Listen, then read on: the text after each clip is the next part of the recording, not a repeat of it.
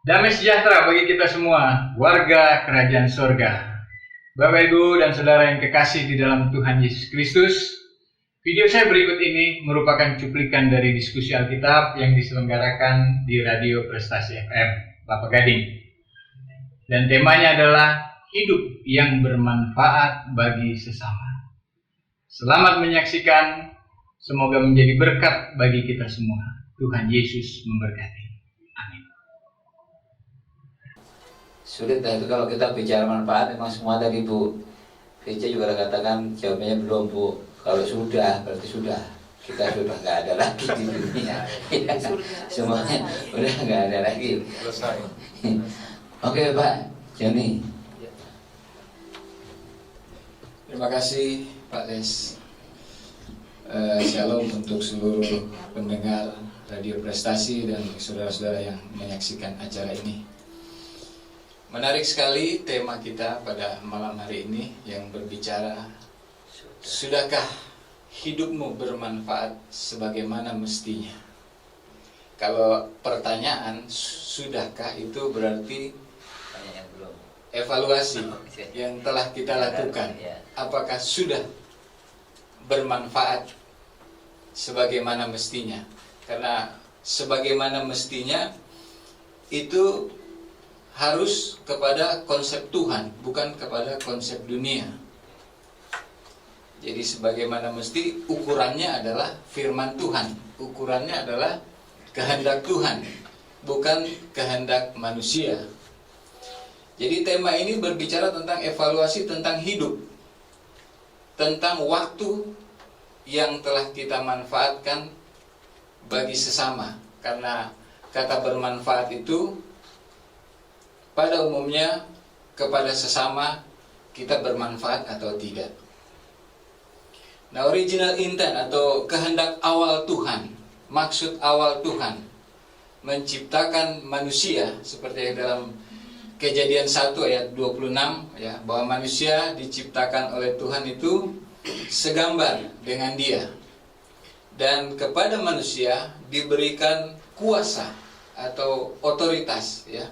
Kuasa untuk menjalankan apa yang Tuhan percayakan kepada manusia. Jadi sebelum manusia jatuh ke dalam dosa dan yang sekarang juga masih hidup di dalam dosa atau belum sempurna, punya kuasa. Seperti Ibu Pendeta tadi katakan bahwa kita punya kuasa untuk melakukan apa yang menjadi kehendak Tuhan, menjadi terang dan garam dunia. Itu kuasa Tuhan berikan kepada kita. Jadi setiap ciptaan Tuhan yang dihadirkan ke dalam dunia, Tuhan menciptakan dari yang tidak ada menjadi ada. Itu Tuhan ciptakan.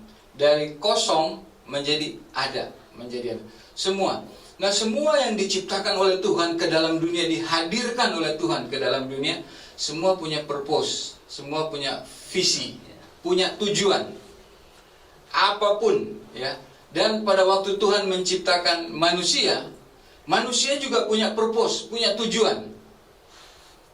Ada goal yang harus kita capai, ada goal yang harus kita raih dengan apa yang Tuhan berikan kepada kita. Karena kalau berbicara tentang gambar dan rupa Allah, segambar dan segambar dengan Allah atau memiliki kuasa, itu kualitasnya Tuhan ada di dalam diri manusia. God quality ya, mulia ya, segambar dan memiliki kuasa yang dari Tuhan itu diterjemahkan sebagai makhluk yang mulia. Artinya ada potensi-potensi Tuhan yang Dia taruh ke dalam diri manusia. Kepada Bapak Poltak ada potensi yang Tuhan taruh. Ibu Pendeta, kepada Pak Ronald, Pak Henry ada potensi yang harus dia keluarkan pada waktu dia ada di dalam dunia ini. Itu yang membuat manusia bermanfaat.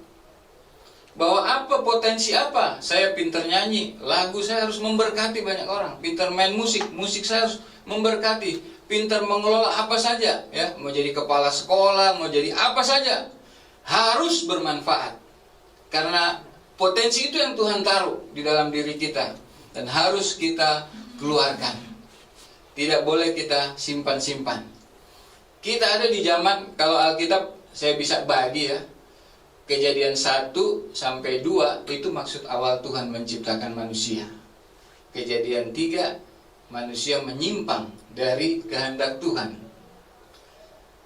Jadi program keselamatan untuk mengembalikan manusia kembali ke tanah Eden itu, Kejadian pasal 3 sampai Wahyu yang terakhir. Itu program Tuhan untuk mengembalikan manusia kepada maksud awal Tuhan menciptakan manusia. Jadi kalau kita berbicara tentang apakah kita bermanfaat bagi sesama kita, memang sudah seharusnya kita bermanfaat. Justru apa yang harus kita evaluasi, manfaatnya berapa persen itu ya. Yang Tuhan mau kan 100%. Mungkin pada waktu kita berada di dalam kesempurnaan bersama-sama dengan Dia, baru itu 100% kita dapatkan. Kalau kita pelajari tokoh-tokoh Alkitab, mulai dari Nuh, ya, ada banyak sih, Abraham, ya, kemudian Raja Daud mungkin, Daniel, siapapun, sampai kepada pribadi Yesus, Rasul Paulus, mereka semua bermanfaat dan berguna bagi sesama. Memang ukurannya begitu Pak, Ibu ya. Ukurannya apakah kita berguna bagi sesama, itu tujuan Tuhan. Buat diri, ada goalnya Tuhan. Apakah kualitasnya Tuhan itu yang Dia taruh kepada kita bermanfaat nggak buat sesama?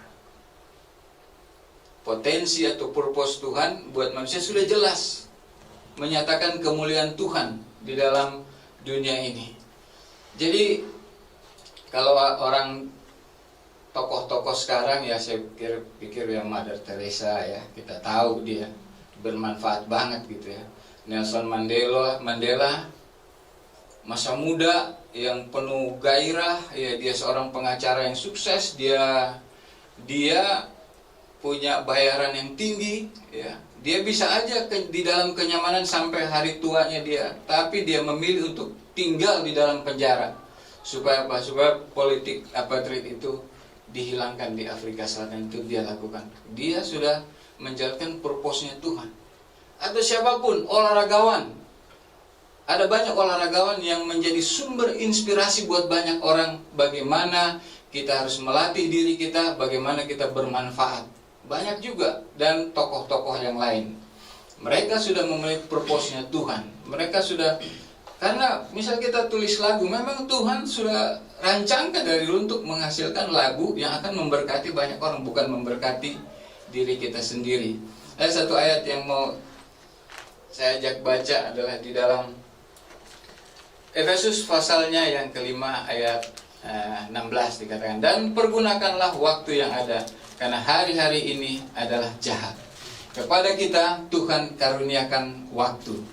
Dan waktu yang berjalan sekarang secara kronologis ini, yang udah umurnya udah berapa bumi ini, kita tahu bahwa waktu ini akan selesai. Nanti kita akan kembali kepada kekekalan, di mana waktu sudah tidak dapat dihitung lagi.